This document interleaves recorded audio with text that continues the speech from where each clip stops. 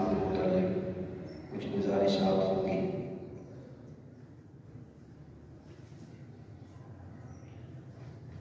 ہمارے ایمان کا حصہ ہے تمام انبیاء علیہ السلام پر ایمان لانا۔ انبیاء کا سلسلہ آدم علیہ السلام سے شروع ہوا، پھر سیدنا نوح علیہ السلام کے زمانے تک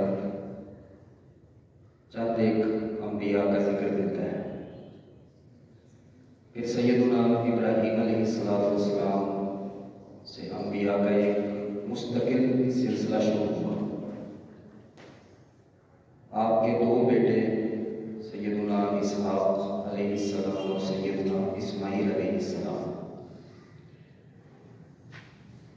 اسحاق علیہ السلام سے کثیر تعداد میں انبیاء کرام علیہ السلام ان کی نسل سے تشریف لائے، اور ان انبیاء کو انبیاء بنی اسرائیل کہا جاتا ہے۔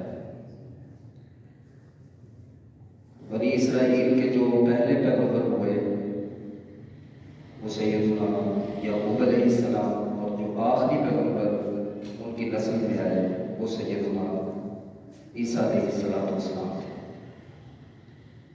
ابراہیم علیہ السلام کے بڑے بیٹے اسماعیل علیہ السلام سے کوئی نبی دنیا میں نہیں آئے، حتیٰ کہ امام کائنات جناب محمد رسول اللہ صلی اللہ علیہ وسلم دنیا میں تشریف لائے اور آپ کو نبوت عطا کی گئی۔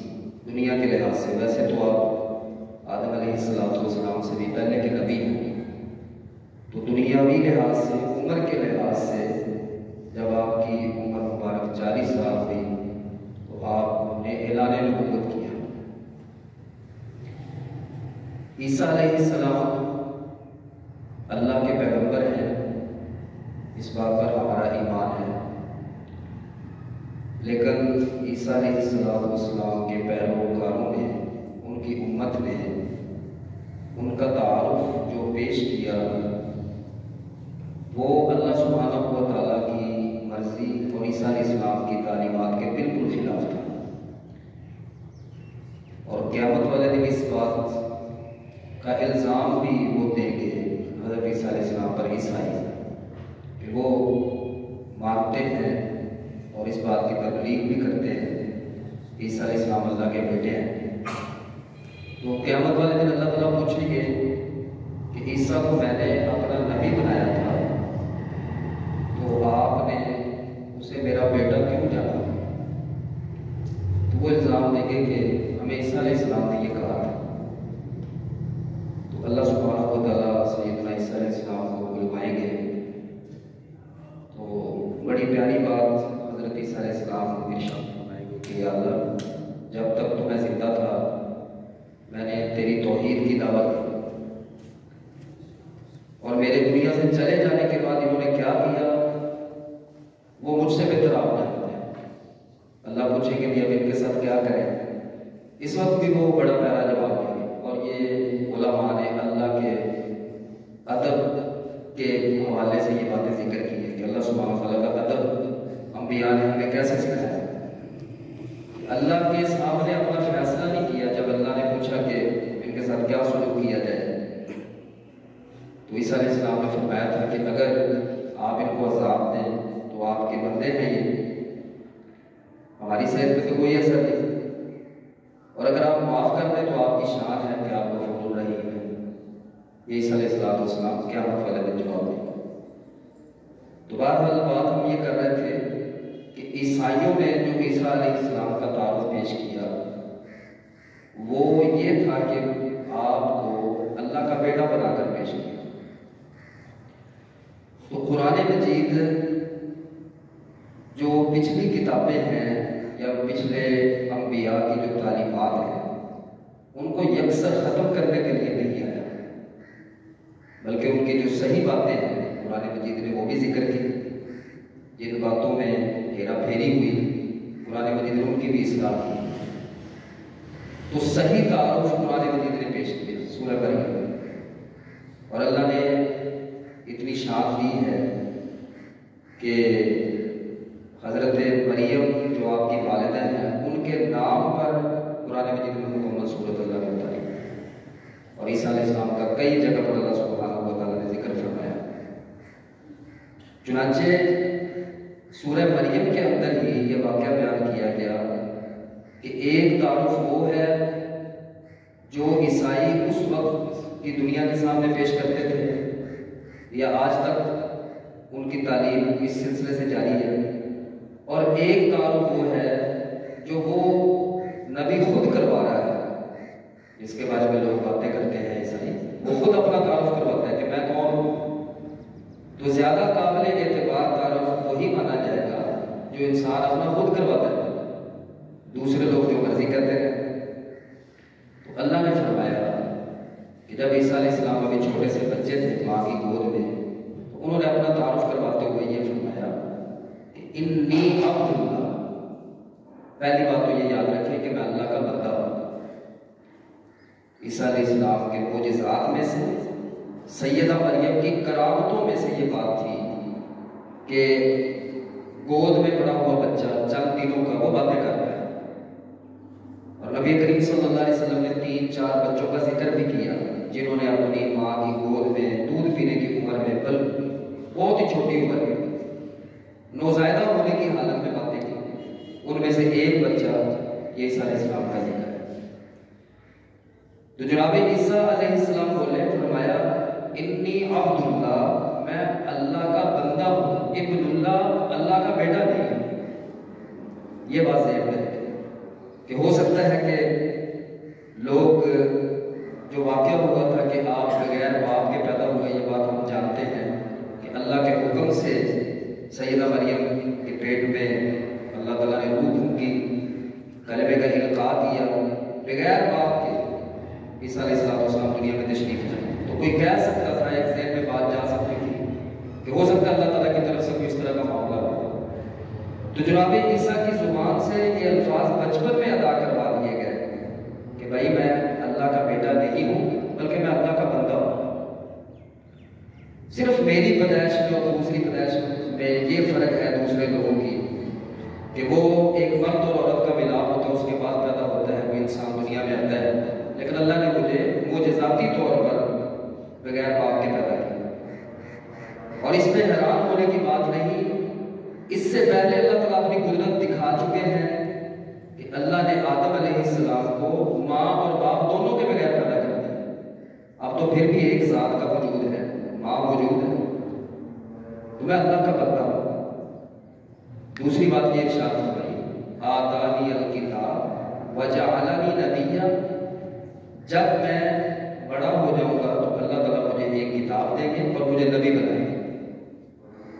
تیسری بات یہ ارشاد فرمائی، وجعلنی مبارکا اینما کنت، کہ میں جہاں بھی ہوں گا اللہ نے میرے وجود کو بابرکت بنایا ہے۔ انسان کا بابرکت ہونا یہ اللہ کی بڑی بڑی نعمتوں میں سے انسان کے اوپر ایک نعمت ہوتی ہے کہ انسان بابرکت ہو۔ بابرکت ہونے کا معنی کیا ہے؟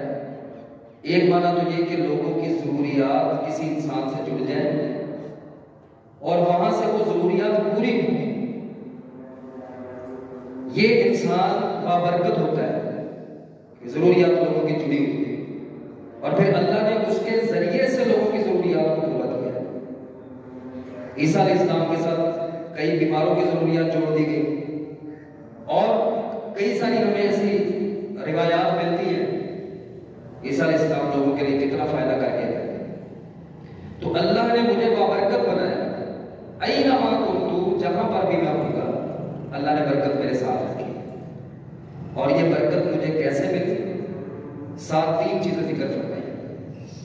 فرمایا کہ اوصانی بالصلاۃ والزکاۃ ما دمت حیا، کہ یہ جو برکت اللہ نے میرے اندر رکھی ہے، سب سے پہلے نمبر پر اللہ نے مجھے جو نماز کا حکم دیا، نماز پڑھنے کی وجہ سے اور نماز کا پابند ہونے کی وجہ سے اللہ تعالیٰ مجھے یہ برکت عطا کرے۔ تو انسان کی عمر میں، انسان کے وقت میں، انسان کی بات میں، انسان کے قول میں، انسان کے فعل میں، اس کی نسل میں، اس کے رزق میں برکت کا ایک ذریعہ اللہ نے نماز کو رکھا ہے۔ ہمارے ہاں اصل میں برکت کا جو تصور ہے وہ تھوڑا سا غلط ہو گیا، بلکہ بہت سارا غلط ہو گیا۔ ہم نے کثرت کو برکت سمجھا ہے۔ کثرت برکت ہو سکتی ہے، لیکن پکی بات نہیں ہے کہ کثرت برکت ہوتی ہے۔ اصل میں برکت یہ ہوتی ہے کہ انسان کے پاس جو کچھ ہے انسان کے پاس، اللہ سبحانہ و تعالیٰ اس کو اس میں تھوڑ نہ دے، اس کی ضروریات پوری ہو گئی۔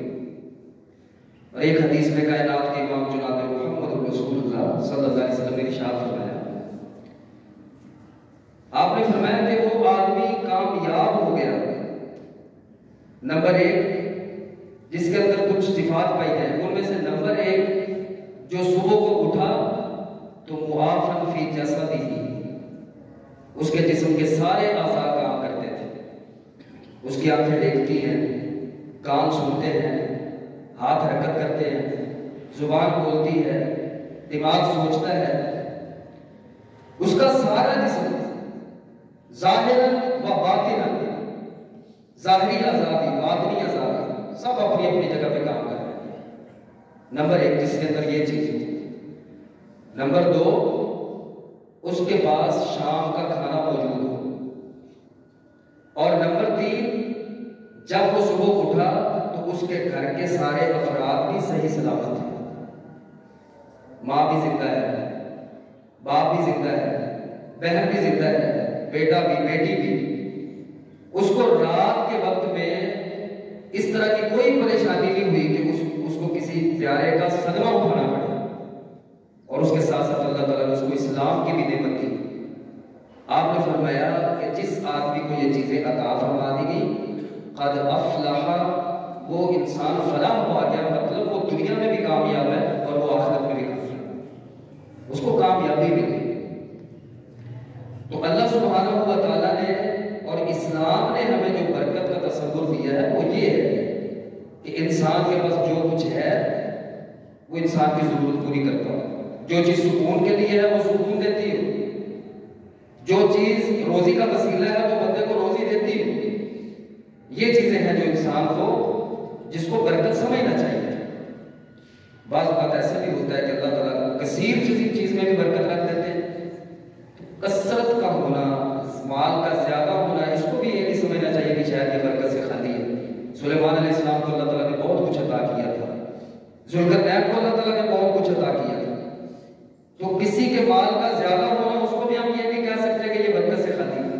لیکن برکت کا اصل مفہوم جو ہے وہ یہ ہے کہ انسان کے پاس تھوڑا بھی ہو اور انسان کی ضرورت پوری ہو جائے اور انسان کو کسی سے مانگنا نہ پڑے، یہ اصل میں برکت ہے۔ تو سیدنا عیسیٰ علیہ السلام نے فرمایا کہ میں جہاں پر بھی ہوں اللہ تعالیٰ نے مجھے بابرکت بنایا، اور ساتھ نماز کا ذکر کیا تو علماء نے جو آیات اور جملوں کی آپس میں مناسبت ثابت کرتے ہیں، یہ مناسبت ثابت کی ہے کہ برکت کے لیے سب سے پہلی چیز انسان کے لیے وہ نماز ہے، اس سے انسان کو ہر طرح کی برکت نصیب ہوتی ہے۔ دوسری چیز فرماتے ہیں اوصانی بالصلاۃ والزکاۃ ما دمت حیا، کہ جب تک میں زندہ رہوں میں زکات دیتا رہوں۔ ایک بات یہ ذہن میں رکھنی چاہیے کہ نماز اور زکات یہ صرف اسلام میں نہیں ہے، نماز اور زکات اسلام سے پہلے بھی تھے، البتہ جو اس کی اب شکل ہے جو آسان ترین شکل ہے، ہمارے پاس جو شکل ہے عبادت کی جتنی بھی صورتیں ہمارے پاس آئیں وہ آسان ترین شکل میں۔ ایک واقعہ ہم نے سنا ہے، قرآن مجید میں بیان ہوا ہے اور تفسیر میں اس کی وضاحت آئی کہ ایک آدمی وہ کہیں پہ جا رہا تھا، سفر کر رہا تھا، تو اس نے دیکھا کہ آسمان پر بادل کا چھوٹا سا ٹکڑا جو ہے وہ نمودار ہوا، اس ٹکڑے کے پیچھے اس نے آواز سنی کہ اس کی حدیقہ کا فلان، کہ فلاں آدمی کے باغیچے میں جاؤ اور وہاں پر بارش برس آ گیا۔ یہ آدمی بڑا حیران ہوا کہ یہ کس آدمی کا نام لیا جا رہا ہے، لہذا اس نے اس بادل کے ٹکڑے کے ساتھ سفر کرنا شروع کر دیا کہ کہاں پہ جاتا ہے۔ ایک جگہ پہ پہنچا، ادھر بھی باغیچے ہیں، ادھر بھی فصلیں ہیں، ادھر بھی فصلیں ہیں، کھیت ہیں، لیکن صرف 1 ایکڑ جو ہے اس کے اوپر وہ بارش برسی، بارش برسنے وہ بادل جو ہے واپس چلا گیا۔ ایک آدمی کو اس نے دیکھا، اس نے اپنی کدال وغیرہ پکڑی ہے اور جو کھیلیاں وغیرہ بنا رہا ہے تاکہ پانی جو ہے وہ اپنے پورے باغ میں پہنچا دے۔ اس نے پوچھا آپ کا نام کیا ہے؟ اس نے کہا خیر ہے۔ کہنے لگا بتاؤ تو صحیح۔ اس نے نام بتایا تو وہ بڑا حیران ہوا، کہتا ہے یہ نام میں نے اس بادل کے پیچھے سنا، یہ بادل جو آپ کے کھیت میں برس کر گیا، اس بادل کو حکم ہوا تھا، غیب سے آواز آئی تھی اور یہ آپ کے کھیت میں بارش برسا کے واپس جا رہا ہے، کرتے کیا ہو؟ اس نے کہا آج تک میں نے یہ بات کسی کو بتائی نہیں ہے، آپ کو بتاتا ہوں۔ اگر آپ نے وہ آواز سن لی تو اس کا مطلب ہے آپ اللہ کے کوئی نیک بندے ہیں، ہر کسی کو تو آوازیں سنائی نہیں نہ دیتی، اس لیے آپ کو بتاتا ہوں، راز رکھو گے، میرا یہ گمان ہے آپ۔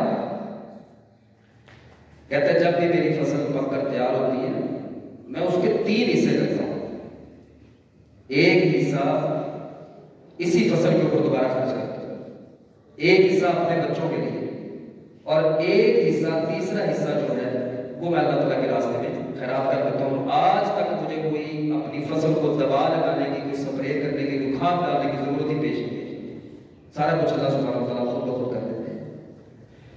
تو اس کی تفسیر میں علماء نے لکھا ہے کہ پہلے جو زکوٰۃ کا نظام تھا وہ کل پیداوار کا تیسرا حصہ تھا،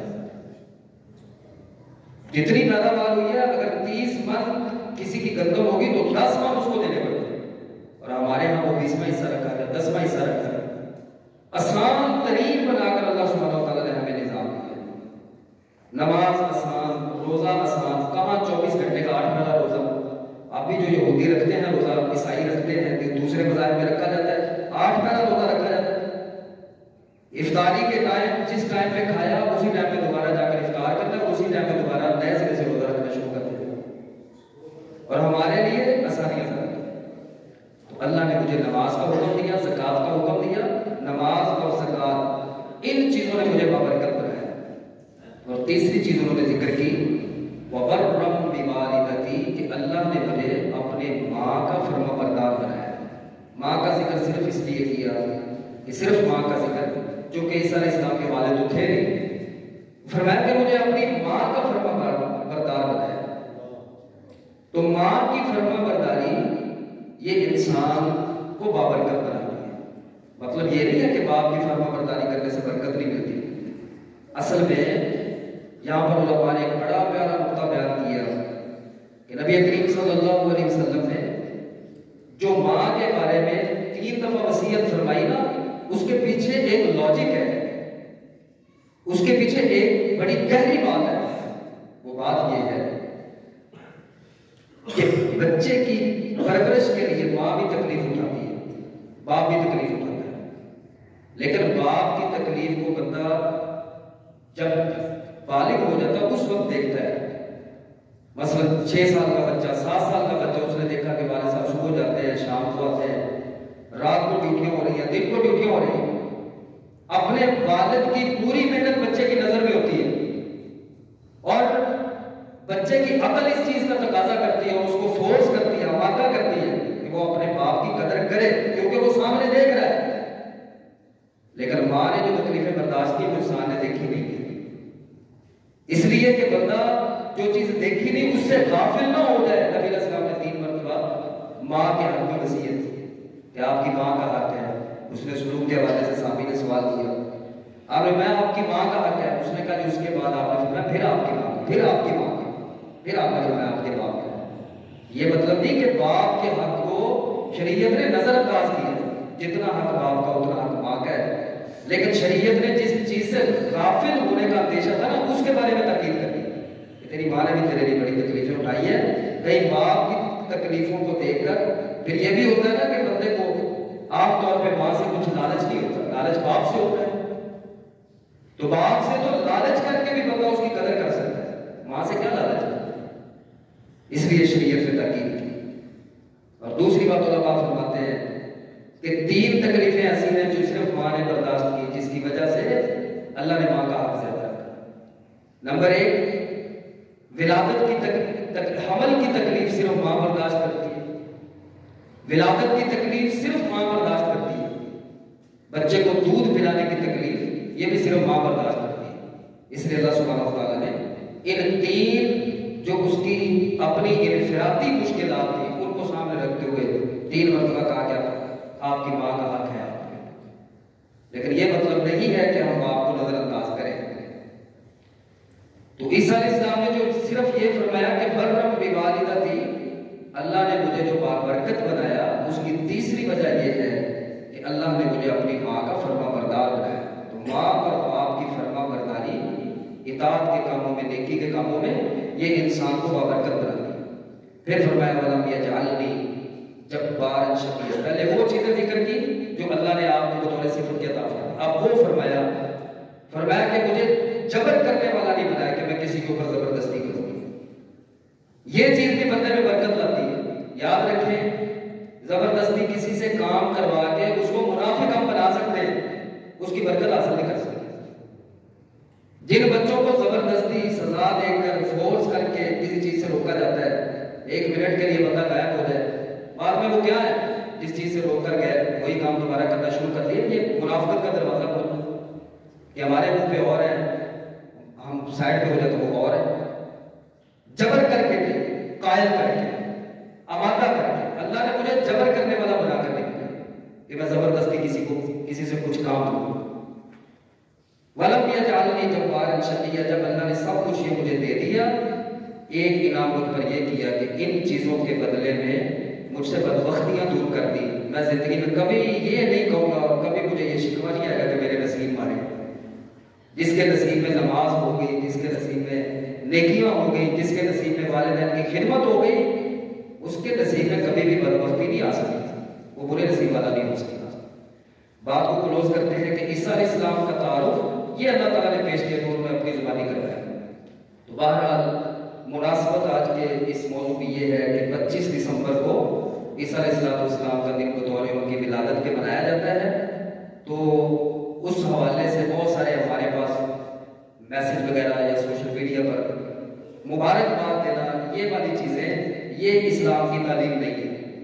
عیسائیوں کے ساتھ یا غیر مسلموں کے ساتھ تعلق کا اسلام نے کچھ حدود مقرر کر دی، کچھ حدیں مقرر ہیں کہ آپ اس حد تک ان سے تعلق رکھ سکتے ہو. بالکل یہ نہیں کہ بائی کارڈ ہے، لیکن اس طرح کے جو مذہبی تہوار ہیں اور جتنے بھی غیر مسلموں کے مذہبی تہوار ہیں، جب ان میں دیکھا جاتا ہے اور ان کی گہرائی میں ہم جاتے ہیں تو ان کی بنیاد شرک پر ہوتی ہے.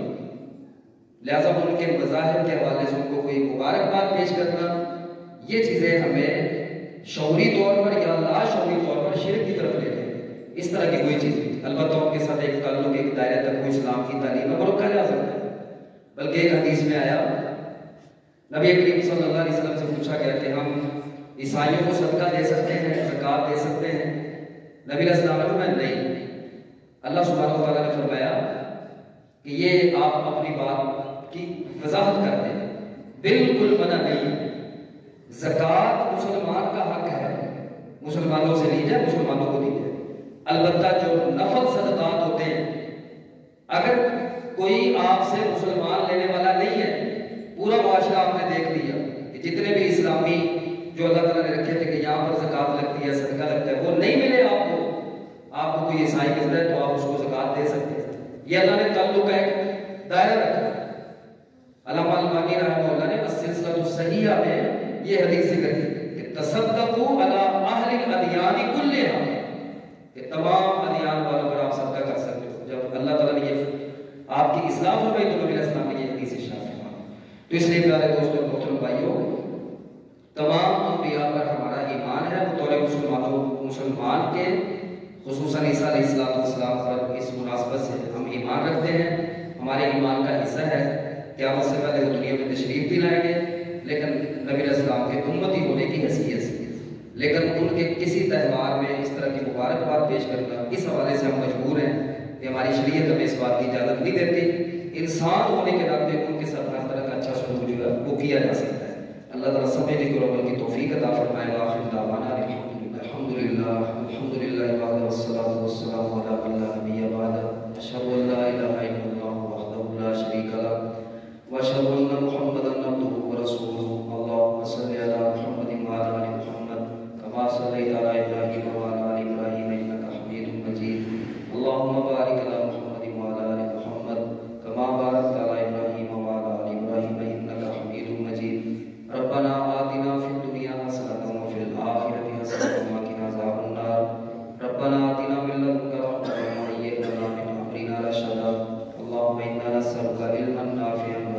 طيبا وعملا متقبلا. اللهم انفعنا بما علمتنا وعلمنا ما ينفعنا وزدنا علما. رب ارحمهما كما ربياني صغيرا. رب ارحمهما كما ربياني صغيرا. رب ارحمهما كما ربياني صغيرا. سبحان ربك رب العزة عما يصفون وسلام